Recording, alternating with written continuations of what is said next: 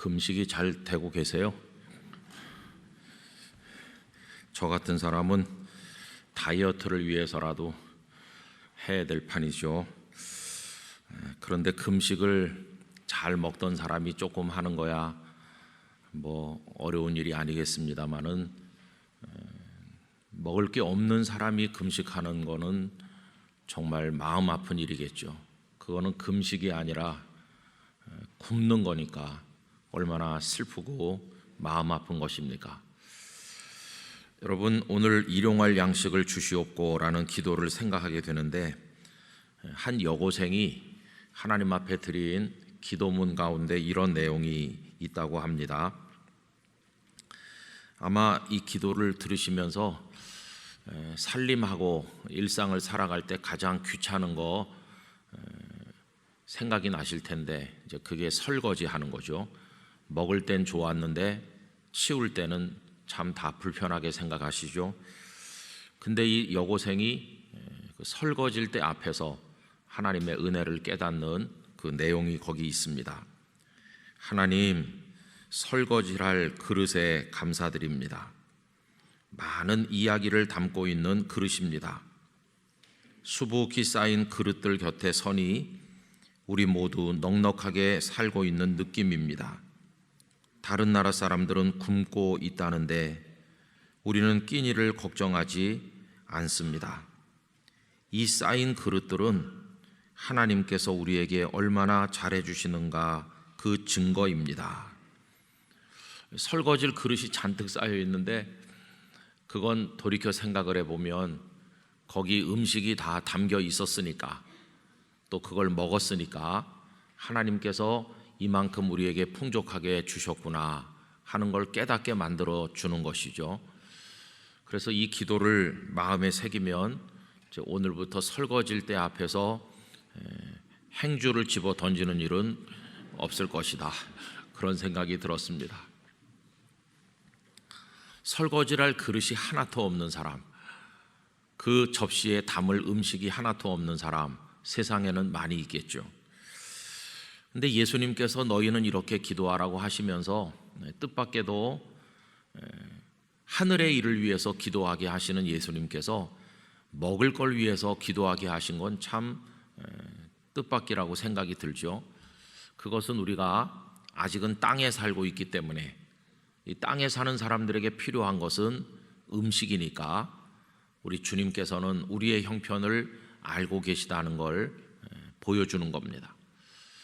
여러분, 주님은 우리에게 땅의 것을 위해서 아무것도 기도하지 말아라 이렇게 하시는 분은 아니십니다. 우리가 이 땅에 사는 동안에 필요한 것들을 주님께서는 알고 계신 분이시고, 기도하라고만 시키신 분이 아니시죠. 여러분, 너희는 이렇게 기도하라 하면서 일용할 양식을 구하게 하셨는데, 우리 사람들이 기도를 하면 기도를 들어주시는 분은 누구십니까? 결국 주님이 들어주시는 거죠. 주님이. 그러니까 제자들에게 일용할 양식을 구하라고 하신다는 것은 돌려 말하면 무슨 뜻일까요? 너희가 일용할 양식 주세요 하면 결국 누가 주시는 겁니까? 내가 주겠다, 내가 주겠다, 그런 뜻이죠. 우리 주님이 곧 하나님이시니까요. 그러니까 일용할 양식을 구하라고 하시는 이 예수님의 가르침은, 이건 단순히 기도를 가르쳤다기보다는 약속을 그 속에 담고 있는 겁니다. 걱정 마, 내가 일용할 양식 너희들이 구하기만 하면 언제나 줄 거야, 약속할게. 그래서 이 짧은 기도 속에는 우리의 삶을 향한 공급자 되신 예수님의 약속이 담겨 있다는 것을 알 수 있습니다. 여러분, 이 제자들이 일용할 양식을 구하며 살았을 텐데, 그러면 하루만 먹고 그 다음부터 굶었나요? 아닙니다. 우리 주님은 그들이 평생 먹을 걸 다 공급해 주셨죠. 근데 왜 주님은 기왕에 양식을 구할 것 같으면 평생 먹을 걸 구하라고 하지 않으시고 일용할 양식을 구하라 하셨을까? 뭐 많은 이야기를 할 수가 있을 것입니다. 여러분, 구약 성경에서는 일용할 양식을 구하는 것을 지혜라고 이야기합니다. 잘 아시는 성경 구절이 있지 않습니까? 잠언 30장 7절 8절을 보면 이렇습니다. 내가 두 가지를 주께 구하였사오니 내가 죽기 전에 내게 거절하지 마시옵소서. 곧 헛된 것과 거짓말을 내게서 멀리 하옵시며 나를 가난하게도 마옵시고 부하게도 마옵시고 오직 필요한 양식으로 나를 먹이시옵소서.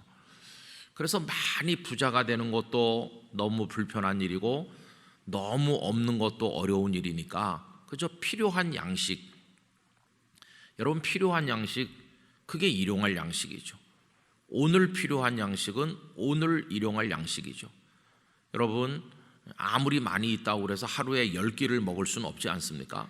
어차피 많이 있는 사람이나 없는 사람이나 하루에 필요한 것은 딱 정해져 있어요. 하루에 필요한 건.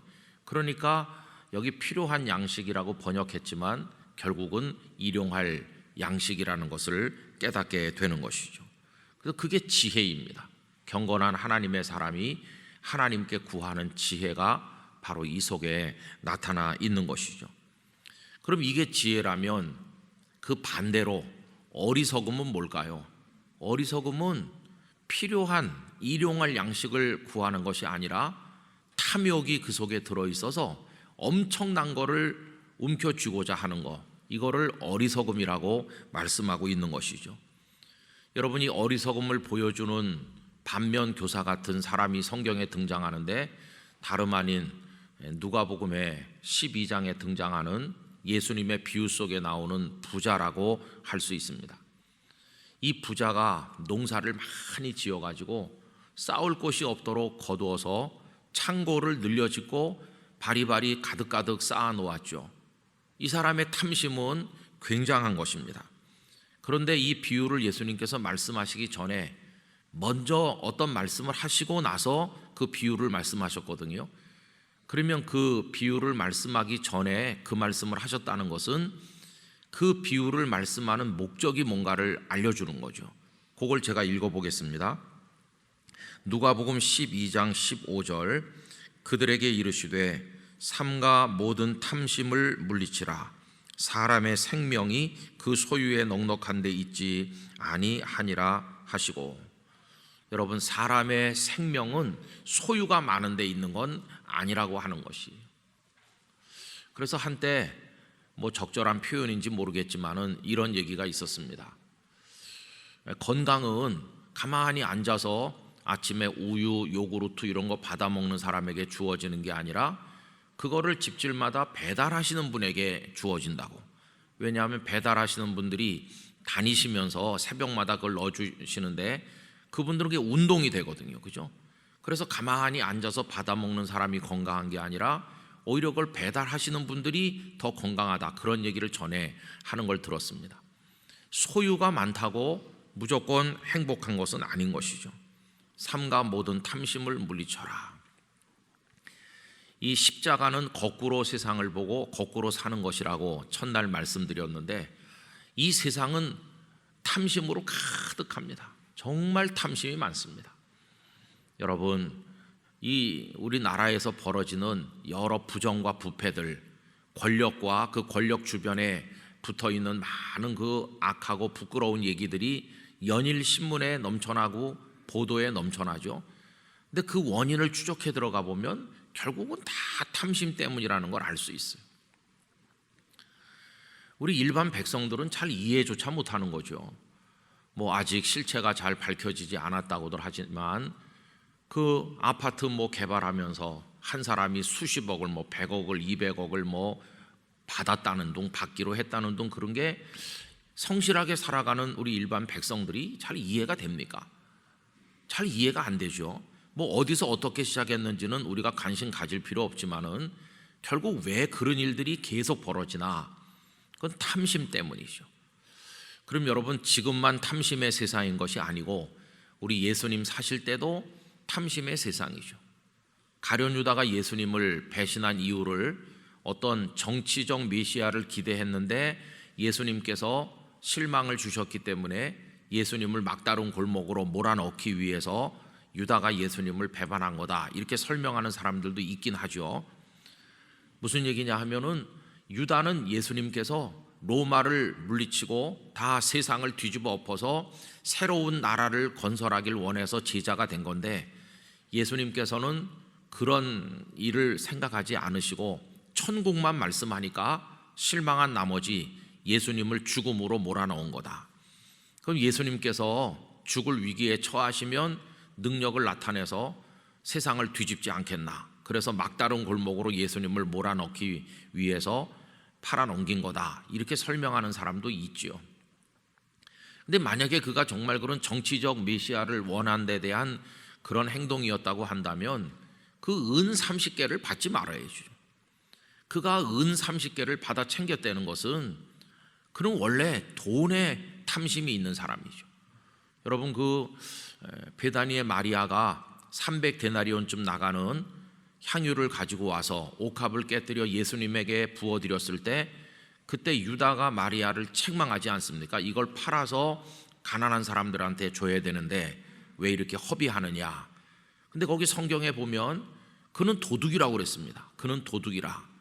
예수님의 공동체 돈주머리를 관리하는 사람인데 300데나리온이 수입으로 들어오면 몰래 챙기려고 하는 도둑인 것이죠. 그는 처음부터 물질에 눈이 어두운 사람이었어요. 그런 사람이 예수님의 제자가 된 거죠. 여러분, 참 이건 무서운 얘기인데, 저는 옛날에 이런 생각했어요. 예수님께서 제자들을 부르실 때 다 선별하셔서 흠이 없다, 아주 완벽하다, 깨끗하다, 이런 사람을 제자로 부르실 것 같은데, 어떻게 전능하시고 전지하신 예수님께서 직접 부른 제자 중에 이런 도둑이 들어있었을까? 참 그거에 놀랐어요. 사실은 제가 신대원에 처음 들어갔을 때 입학 예배를 여기서 드렸거든요. 제가 조자리에 앉아 있었는데요. 그러면서 우리 입학생, 신입생들이 앞에 다 앉고, 그땐 뭐 한 학년에 몇 명 안 됐습니다. 그리고는 이제 뒤쪽에 학부부터 신대원 학생까지 재학생이 다 앉아가지고 입학식 겸 그 다음에 또 그 새로운 학기가 시작되는 예배를 드리는 거죠. 한경지 목사님께서 수고롭게 또 말씀도 전해주시고 그랬는데, 저는 거기 와서 이렇게 앉아 있으면서 이런 생각했어요. 여기 올라오는 사람은 다 하나님이 그래도 선별하셔서 깨끗하고 훌륭하고 그런 사람들 다 여기 보내시나 보다, 이런 생각을 하고 이제 입학을 한 거죠. 저도 그렇지 못하면서도. 근데 신학교에 들어가서 엄청난 실망을 많이 했습니다. 신학교에도 컨닝하는 사람도 있고, 신학생들 중에도 불성실한 사람이 얼마나 많은지, 10명씩 조를 짜가지고 어느 교수님이 학기 말에 리포트를 10명이 공동으로 내는 거예요. 그럼 10명이 학점을 똑같이 받는 거예요. 똑같이 뭐 F면 다 F, 똑같이 A 학점이면 A 학점. 저는 학점을 잘 받아야 될 이유가 있는데, 그러면 이제 책을 한 몇십 권 나눠서 이제 읽기 시작했잖아요. 그래가지고 몇 월 며칠까지 다 정리를 해갖고, 그래서 모인다. 그래가지고 그걸 종합을 해가지고 이제 뭐 토론하고 이렇게 해서 뭐 리포트를 낸다. 이렇게 다 학기 초에 정했어요.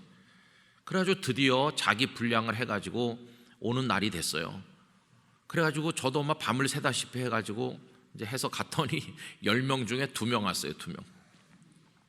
8명은 안 왔어요, 아예. 그러다가 이제 하루 늦게 이틀 늦게 이렇게 한 2-3사람 이제 해오고, 나머지 몇 사람은 한 장도 안 가져왔어요. 한 장도. 그럼 그거 어떡합니까? 그 속 타는 사람이 십자가를 지는 수밖에 없는 거예요. 그럼 그분들이 읽기로 했는데 안 읽은 책까지 몽땅 싸가지고 어디 들어가서 은신하듯 해가지고 밤을 새워서 한 일주일 매달려가지고 교회 후배 여학생들을 불러서 밥을 사 먹이면서 내가 해서 읽어서 요약해서 줄 테니까 일단 너희들은 타이핑을 해라. 그때는 이 뭐 워드 프로세스 이런 게 별로 없을 때예요. 그래갖고 그 후배들이 밤을 새면서 타이핑을 해주고 또 고치고 이래가지고 숨이 턱에 차게 그거 리포트 마감하는 날 간신히 교수님 방에 갖다 냈거든요. 그래가지고 정말 하나님 긍휼히 여기셔서 A 학점을 받았는데, 아무것도 안 한 사람도 다 똑같이 받는 거예요.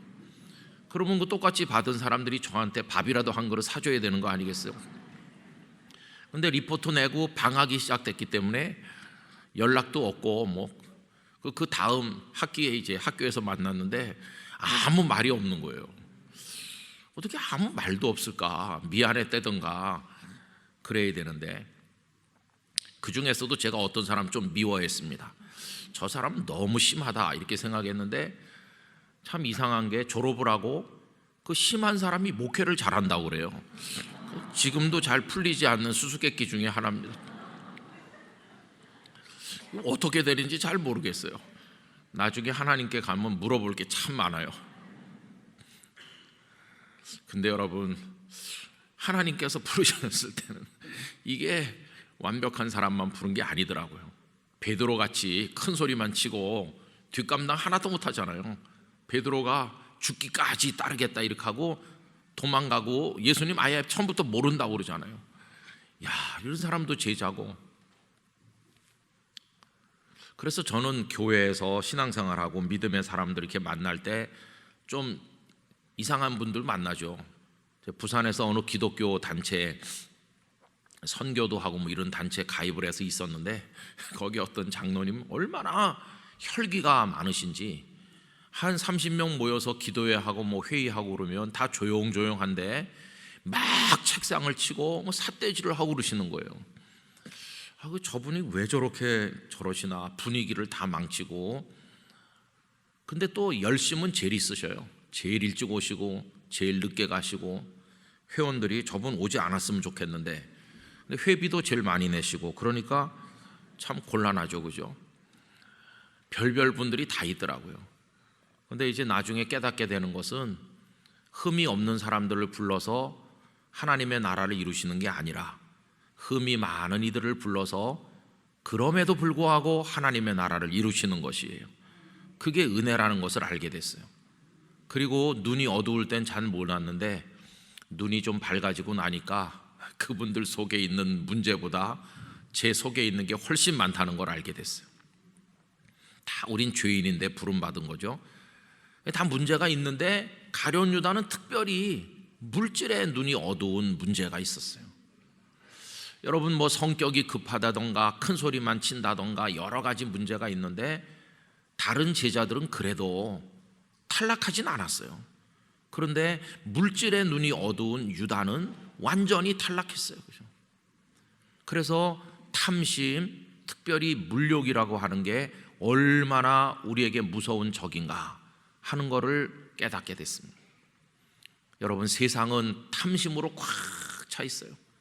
근데 그 속에서 예수님은 너희들은 일용할 양식을 달라고 기도해라. 이게 도무지 안 맞는 기도죠. 어떻게 일용할 양식, 오늘 먹고 끝나면 내일은, 이렇게 염려하는 생각이 들 텐데, 아까 그건 약속이라고 그랬죠. 내일도 내가 준다. 그게 그 속에 들어있는 거죠. 그래서 여러분, 이 탐심을 물리치는 훈련과 노력이 우리에게 참 필요합니다. 여러분, 경건한 신앙생활을 위해서, 능력 있는 신앙생활을 위해서는 반드시 탐심을 이겨야 됩니다. 탐심을 이기는 거 참 어려운 일인데 그 영적 전쟁에서 승리하시기를 기원합니다. 탐심을 꼭 이겨야 돼요. 우리는 참 탐심 이기기가 어렵죠.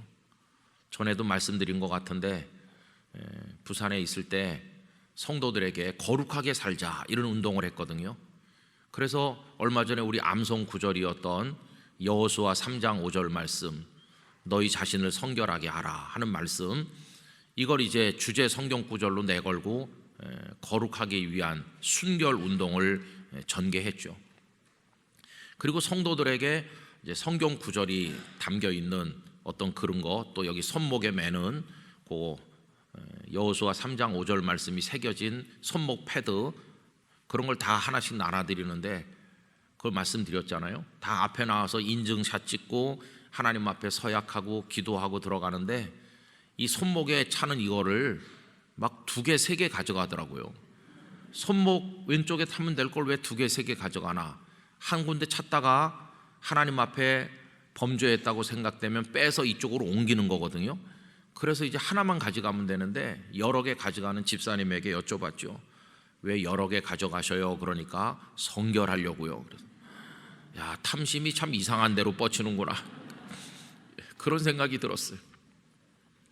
우리 영락교회 성도 여러분, 탐심을 이기고 승리하시기를 축복합니다. 이게 우리를 더럽게 만드는 거예요. 더러운 사람 되게 만들어요. 자, 그럼 그 비유로 들어가 보면 이 사람이 창고에 가득가득이 쌓아놨다고 그랬지 않습니까? 그리고는 하는 말이 이제는 잔뜩 쌓아놨으니까 먹고 마시고 즐기자. 그런데 하나님의 말씀이 뭔가요? 제가 누가복음 12장 19절부터 읽어드릴게요. 또 내가 내 영혼에게 이르되 영혼아 여러 해 쓸 물건을 많이 쌓아두었으니 평안히 쉬고 먹고 마시고 즐거워하자 하리라 하되 하나님은 이르시되 어리석은 자여 오늘 밤에 네 영혼을 도로 찾으리니 그러면 네 준비한 것이 누구의 것이 되겠느냐 하셨으니. 어제 새벽에 말씀드렸죠. 이 주기도문은 종말의식이 있어야 드릴 수 있는 기도라는 걸 말씀드렸죠. 여러분, 오늘 양식을 구한다는 것은 내일은 없다는 생각을 하는 사람이 드릴 수 있는 기도인 거죠. 오늘이 내 인생의 마지막 날이라는 생각을 하면 오늘 먹을 것만 필요한 겁니다. 그렇죠? 근데 사실 앞으로 우리가 얼마간의 시간을 더 살기는 하겠지만은 그건 하나님의 손에 달린 것이지 우리가 내일 아침을 맞이할 수 있을지를 누가 장담할 수 있겠어요? 오늘이 우리 인생의 마지막 날일지도 모르는 거잖아요. 그러니까 생명은 하나님께 달려있는 거니까 일용할 양식만 구한다는 것은 하나님 나의 생명이 하나님의 손 안에 있음을 믿습니다. 이런 고백이거든요. 하나님은 우리 생명의 주인이시고 모든 것의 주인이심을 고백하는 거 아닙니까? 그러니까 탐심을 물리치고 이런 기도를 드릴 수 있기 위해서는 종말의식이 있어야 되는 것이에요. 내일은 내 것이 아니다. 하나님의 것이고 내일이라는 시간을 하나님이 주신다면 내일 먹을 것도 주실 줄 나는 믿습니다. 이런 게 있는 것이죠. 그래서 여러분, 어떤 주석가는 말하기를 일용할 양식을 구하는 기도는 단지 양식에 국한되는 게 아니라 시간에 대해서도 해당되는 것이라고 설명했죠.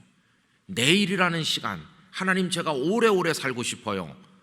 시간에 대한 욕망, 그게 아니라 하나님 오늘로 족해요.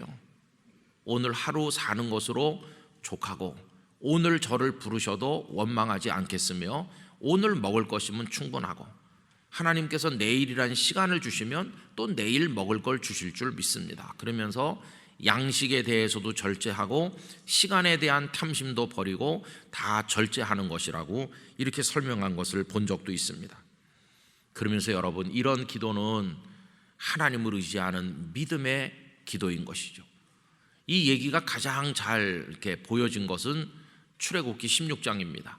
이스라엘 백성들이 애굽에서 나와서 광야를 갈 때 매일같이 하나님이 뭘 내려주셨나요?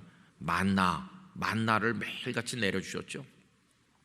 그때도 모세는 하나님의 말씀을 그들에게 전하면서 일용할 것만 하루치만 주라고 말씀합니다.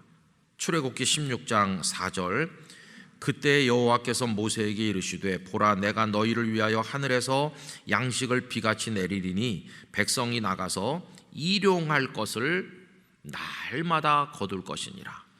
그러니까 그저 자기 가족들이 하루 먹을 것을 주우면 되는 거죠. 그러면서 대단히 중요한 말씀을 그 다음에 붙이고 있습니다. 이같이 하여 그들이 내 율법 내 말씀을 준행하나 아니하나 내가 시험하리라. 내 말씀을 지키는지 안 지키는지 내가 보겠어. 이 말은 너희들이 나를 신뢰하는 믿음이 있는지를 내가 보겠어, 그런 뜻이거든요. 그러니까 무슨 믿음입니까? 오늘 먹을 걸 내려주신 하나님께서는 내일 아침에도 만나를 주실 줄 믿습니다. 이 믿음을 가지라는 거거든요. 그런데 사람들이 어떻게 했나요? 하나님을 신뢰하지 않으니까 만나를 많이 거두었어요. 많이 거두어. 그래서 그 결과가 어떤가? 이렇게 얘기하고 있습니다. 17절부터 출애굽기 16장 계속 읽으면 이스라엘 자손이 그같이 하였더니 그 거둔 것이 많기도 하고 적기도 하나. 어떤 사람은 광줄이 많이 가지고 와서 많이 거뒀겠고 어떤 사람은 그냥 순진하게 조금만 거뒀겠죠. 그런데 18절, 오멜로 되어 본즉 많이 거둔 자도 남음이 없고 적게 거둔 자도 부족함이 없이 각 사람은 먹을 만큼만 거두었더라. 여러분, 이 속에 참 놀라운 얘기가 있어요. 분명히 많이 거뒀는데 오멜로 재보니까 다른 사람과 똑같은 거예요. 양이 줄어들었네. 어떤 사람은 조금 거둔 것 같은데 남과 같은 거예요. 여러분, 이게 무슨 얘기입니까? 많이 움켜진다고 많은 게 아니고 하나님께서 많게 하셔야 많은 거지. 하나님의 손을 한번 통과하는 동안에 아무리 많은 걸 내가 손에 쥔 것 같아도 하나님이 다 교통정리 하시는 거예요. 하나님께서 알아서 교통정리 하신다. 그래서 모세는 그거 남겨두지 말라고 그래요. 아껴서 먹고 이거 내일 먹자 이럴 필요도 없는 것이고, 그런데 어떤 사람들은 그걸 갖다 또 내일 먹겠다고 남겨두었죠. 여러분, 어떻게 됐나요? 그게 벌레가 나고 다 썩고 그랬어요.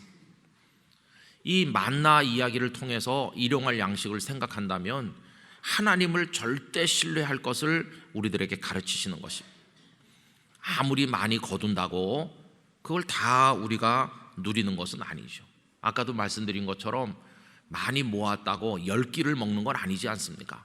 그 사람도 3끼 먹고 이 사람도 3끼 먹고 뭐 2끼 먹고 건강에 따라서 이렇게 먹으면 결국은 똑같은 거예요. 결국은 똑같은 거. 오멜로 재어보니 넘치는 사람도 없고 부족한 사람도 없다. 결국은 다 똑같이 살다가 가는 것이죠.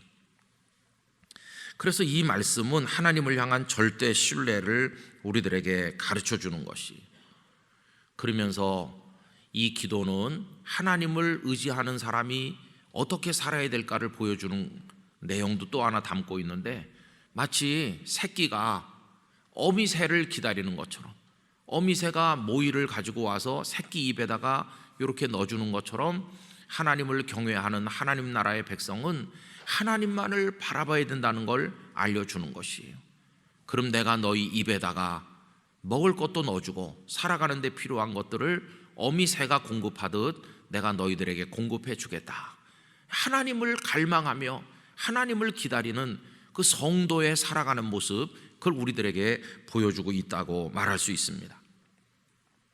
여러분, 얼마나 하나님을 대망하시고 하나님을 기다리시고 은혜를 구하면서 하나님을 향해 마음을 쏟으면서 살고 계십니까? 우리의 먹고 입고 살아가는 모든 것이 하나님의 손안에서 주어지는 줄로 믿습니다. 그리고 이제 마지막으로 조금 더 말씀드리면, 이 일용할 양식을 위한 기도는요, 천국을 위한 기도죠. 결국은 땅에 있지만 하늘의 기준으로 기도하는 게 주님 가르친 기도라고 그랬는데, 내가 많은 걸 움켜서 창고에 가득히 쌓아놓고 있으면 내가 먹는 건 하루 3끼뿐인데 그 나머지는 어떻게 되는 겁니까? 그냥 묶여 있는 거죠. 묶여 있어요. 그러는 동안에 세상에는 하루 먹을 게 부족해서 굶주리는 사람이 많잖아요. 이건 하나님 보실 때 죄악인 것이죠. 여러분, 세상에는 그런 죄악이 너무 많습니다. 언젠가 오래전에 미국에서 농사를 지었는데 곡식이 풍년이 됐대요. 미국은 곡창지대가 많잖아요. 그럼 아프리카 가난한 나라에서는 곡식이 없어가지고 그래서 굶어 죽는 사람들이 있는데, 그 곡물 회사들이 너무 풍년이 들어서 곡식값이 폭락할까봐 바다에다 버렸다는 거예요. 그 곡식을 이쪽에 좀 주면 얼마나 좋아요. 그런데 곡식값을 맞추기 위해서 바다에다 버렸다. 얼마나 하나님께서 내려다보실 때 이게 잘못된 것입니까? 일용할 양식만 구한다는 것은 내게 필요한 거 내가 먹고 남는 잉여는 다른 사람이 먹게 하겠다는 이 나눔의 정신이 이 속에 들어있는 것이죠. 그래서 여러분, 천국을 위한 기도가 되는 이유, 하늘을 위한 기도인 것은, 하늘나라는 나 혼자 먹는 나라가 아니니까요. 하늘나라는 나눔이 있는, 그 나눔이 있는 곳에 기적도 있는 거죠.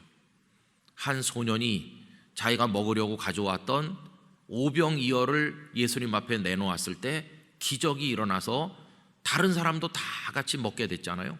여러분, 이게 천국의 기쁨이 아니겠습니까? 그러니까 일용할 양식을 구하게 하시는 이 기도 속에는 천국을 바라보는 기도가 그 속에 들어있는 거다, 이렇게 말할 수가 있는 것이죠. 우리가 2주간의 금식을 해서 이렇게 하는 것은 바로 이런 마음을 마음속에 가지기 때문입니다. 우리의 물질이 얼마 되지 않는다고 할지라도 하나님은 그 땅에 기적을 일으켜 주실 것이라고 믿습니다. 또 우리뿐만 아니라 이런 안타까운 마음을 가진 전 세계의 하나님의 사람들이 다 이렇게 모아서 보내줄 거라고 믿습니다. 6.25 이후에 우리나라 너무 굶주리고 가난했을 때 외국에서 보내온 구호 물자가 얼마나 많았는지 모르죠. 그래서 저 어렸을 때 그런 얘기 많이 들었고 보기도 했습니다. 미군 부대를 통해 흘러나온 미군 군복, 그 군복에다가 검정 물을 들여가지고 그거를 양복처럼 입고 다녔다는 얘기도 많이 들었고, 그게 그때는 고급이었다고 들었습니다. 우리 다 그렇게 가난했었죠. 그런데 누군가가 그 잉여를 움켜쥐고 있지 않고 기꺼이 나눠줌으로써 우리도 살게 됐고 오늘의 대한민국이 있게 된 것을 알고 있습니다. 여러분, 일용할 양식을 구하는 기도는 가장 짧은 기도지만 이 짧은 기도 속에 탐심을 부인하게 하는 것도 들어있고 하나님께서 그 속에 약속하신 것이라는 하나님을 향한 믿음도 들어있고, 그러면서 종말의식도 그 속에 들어있고 나눔의 정신도 들어있고 하나님께 모든 걸 맡겨 살아가는 성도의 믿음의 모든 내용이 이 짧은 한 줄의 기도 속에 담겨 있다는 것을 깨닫게 되는 것입니다. 그런데 저는 이 말씀을 어제 오늘 계속 생각하면서 이 기도를 진심으로 드려본 적이 있나 이렇게 생각해 봤어요.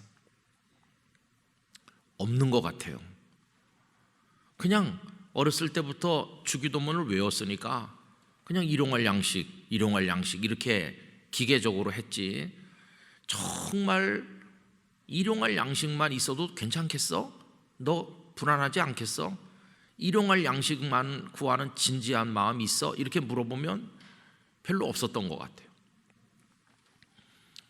저도 지금까지 살면서 한 번도 아내가 저한테 여보 오늘 저녁 먹으면 내일은 쌀이 없어요 이랬던 적은 없었거든요.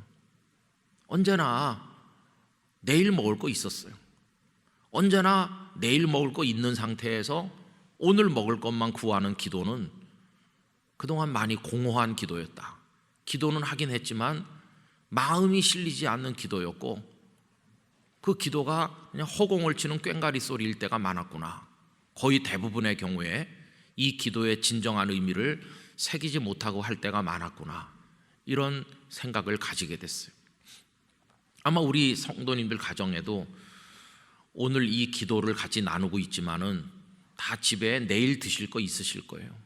내일 드실 거 다 있으신 상태에서 오늘 일용할 양식을 달라고 기도하는 기도가 좀 현실성이 없는 것 같고 좀 기도가 좀 그렇죠. 그래서 저는 이런 말씀을 드리고 싶습니다. 우리가 이 기도를 드릴 때 비록 내일 먹을 게 있다고 할지라도 내일 먹을 수 있게 하시는 은혜가 없으면 아무 소용이 없다는 것을 마음에 새기시기를 바라는 것입니다. 무슨 얘기냐면 이런 거죠. 어떤 사람이 부자라고 합시다. 내일 먹을 거가 아니라 100년 먹을 거 있다고 합시다. 그런데 그 사람이 오늘 중환자실에 여기다 산소호흡기 하고 여기 구멍 뚫어서 이렇게 누워 있으면 내일 먹을 거 100년 먹을 게 의미가 있나요? 아무 의미가 없습니다. 이런 소유의 이야기가 아닙니다. 이거는 얼마나 오래 먹을 걸 가지고 있냐 이 얘기가 아니라 오늘 그걸 먹을 수 있게 하시는 은혜가 있는가, 하나님의 은혜가 있는가, 그 얘기를 하는 것이죠. 그래서 여러분, 나는 오래오래 먹을 거 있어, 이런 생각 어리석은 생각이라는 거 우리가 다시 한번 마음에 새기면서 많이 있는 것도 먹게 해주셔야 먹는 것이죠. 그리고 먹었다 손 치더라도 이게 소화가 돼서 우리 몸에 보탬이 되도록 우리 몸이 기능을 해야지 이게 먹을 수 있는 거 아니겠어요? 그리고 100년 먹을 게 있다 할지라도 그 어리석은 부자 얘기처럼 내일 아침에 내가 깨어 일어나지 못하는데 내일 먹을 100년 먹을 양식이 무슨 의미가 있어요? 그러니까 결국은 이 기도는 양식이 얼마나 있냐 뭐 그런 얘기가 아니라 절대적으로 하나님의 은혜에 매달려 살고 있는가, 그 얘기를 지금 하고 있는 것이죠. 여러분, 십자가를 지고 세상과는 다른 가치관으로 거꾸로 사는 성도에게 그가 의지할 게 뭐겠어요? 단 하나죠. 하나님의 은혜로 산다. 그거 하나밖에 없는 거예요. 여러분, 하나님의 은혜 밖에는 없음을 고백할 때 그는 진짜 성도가 되는 겁니다. 그런데 하나님의 은혜 없어도 나는 100년 먹을 거 있어, 이렇게 하니까 이게 온전한 은혜 생활에 들어가지 못하는 것이죠. 주님은 일용할 양식을 위해 기도하게 하시면서 그 눈앞에 있는 입으로 들어가는 음식 얘기를 하시는 게 아니라 더 본질적인 말씀을 이 제자들에게 가르치고 계시다 하는 것을 우리가 깨닫게 되는 것입니다. 여러분, 주님의 은혜만 바라보시기를 바랍니다. 하나님의 은혜만이 우리를 살게 하는 줄 믿습니다. 그리고 은혜로우신 하나님은 우리를 절대로 외면하지 않으시고 오늘 양식을 주실 것이고 내일의 생명을 주신다면 내일 양식도 주실 줄 믿습니다. 그 하나님을 향한 절대 신뢰를 가지고 내 생의 마지막 날까지 가는 것입니다. 그리고 우리 생의 마지막 날, 하나님, 오늘 저의 인생의 마지막 조반을 먹었습니다. 하나님 감사합니다. 이렇게 하고 갈 수 있는 건강의 복도 하나님께서 주시기를 원하는 것입니다. 우리 인생의 마지막 조반이 언제 있는지 모르지만은 그 조반이 요한복음 21장에 주님이 생선 굽고 떡 구워서 먹인 그런 사랑의 식탁이 된다면 그때까지 하나님께서 은혜로 먹고 있고 살게 하셔서 내 마지막 순간까지 하나님의 은혜로 아침 조반을 먹고 그리고 하나님을 찬미하며 영원한 사랑의 식탁, 모두가 함께 먹는 천국의 식탁으로 초대받을 수 있다면 이거보다 더 놀라운 축복이 어디에 있겠습니까? 여러분, 이런 마음을 늘 가지고 살면 우리 속에 더러운 탐욕과 우리를 실족시키는 그것들이 다 물러가게 될 줄 믿습니다. 영이 맑은 성도가 될 줄로 믿습니다. 마음이 청결하게 되어서 하나님을 배우는 축복을 팔복의 말씀처럼 누리게 될 것이라고 믿습니다. 이 기도가 얼마나 우리를 겸손하게 만들어주고 절제하게 만들어주고 우리 마음을 비우게 해주고 깨끗한 영을 가지게 만들어주고 그리고 하나님만 바라보게 만드는 기도인가 생각을 하면서 우리 영락의 성도들의 심령이 막 투명한 유리알처럼 맑은 그런 영혼이 되시기를 간절히 바라고 우리 성도님들의 마지막 순간까지 공급자 되신 하나님께서 필요를 채우셔서 부족함이 없이 살아가도록 은혜를 주시기를 축원합니다. 기도하겠습니다. 거룩하신 아버지 하나님, 일용할 양식을 구하게 하신 주님의 뜻이 무엇인가를 부족한 저희들이 같이 나누었습니다. 이 기도를 수도 없이 드리지만 저희들은 탐욕으로 이 기도를 드리니 앞뒤가 맞지 않을 때가 많고 하나님 앞에 부끄러울 때가 많았음을 고백합니다. 우리들은 많이 먹을 걸 쌓아놓았기 때문에 일용할 양식을 구하면서도 불안하지 않습니다. 욕망으로 인해서 채워진 우리 영혼이 이 기도를 드릴 자격이 없음을 느끼고 되돌아볼 때 하나님 앞에 죄송할 뿐입니다. 이제 이 기도가 가르쳐주는 가르침대로 저희들의 삶이 주님의 은혜만을 바라보게 해주시고 주님께 매달려 살게 해주시고 시간도 필요도 채우시는 하나님만 의지하도록 도우시기를 원합니다.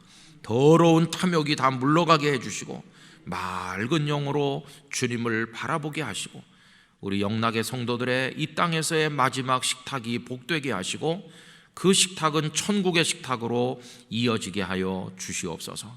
고난주간 금식하여 기도하는 모든 일에 은혜를 주시며 우리들의 마음을 매 순간 매 순간 어루만져 주시고 이 새벽을 함께하는 성도 한 분 한 분에게 하나님의 손을 얹어 주시옵소서. 이제는 주 예수 그리스도의 은혜와 하나님 아버지의 사랑과 성령님의 교통하심이 모든 영락교회 성도들 위해 영원토록 함께 하시기를 축원하옵나이다. 아멘.